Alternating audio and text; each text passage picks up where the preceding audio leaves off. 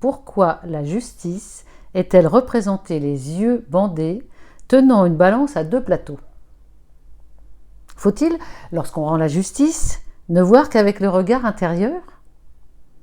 Les yeux cachés, les yeux aveugles, ont-ils pour fonction d'éliminer toute trace de séduction et ainsi rester équitable?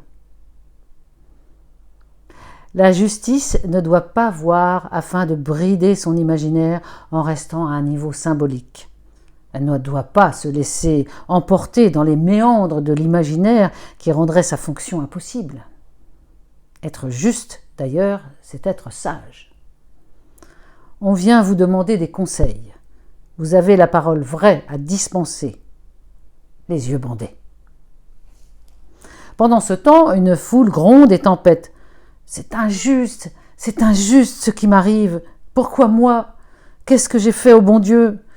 Du jour au lendemain, ma vue se brouille et s'en va. Je veux hurler à l'injustice. Ce cri, c'est injuste, suppose que l'on soit deux, comme les deux plateaux de la balance. Qui mérite de voir?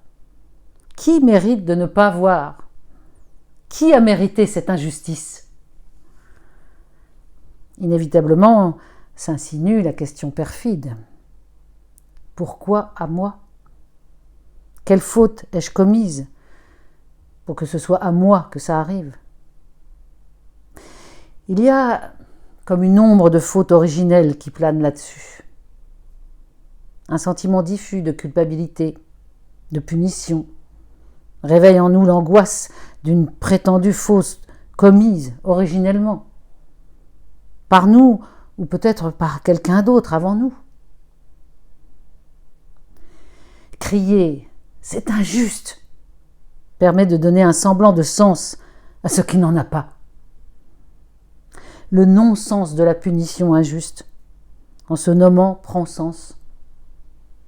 Les mots prononcés mettent en représentation ce qui est de l'ordre de l'impensable. Venir parler de cette injustice à un psychothérapeute permet de dévoiler ce qui sommeille en nous d'agressivité ou de passivité, permet de travailler notre désir de destruction, d'approcher du savoir et de la connaissance de notre propre histoire que nous seuls possédons. Ce cri est essentiel. Il traduit notre douleur, notre mal-être. Comme la douleur, l'injustice est irrationnelle. On ne peut la mesurer, pas plus que l'angoisse qui nous envahit quand la perte de vue frappe à notre porte. Ce cri échappe au refoulement.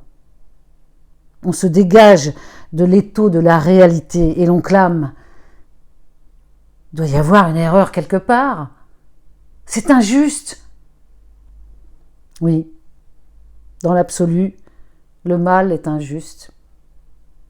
Ce cri, c'est l'imaginaire qui prend corps par les mots, qui vient parer à une défaillance dans la dimension symbolique.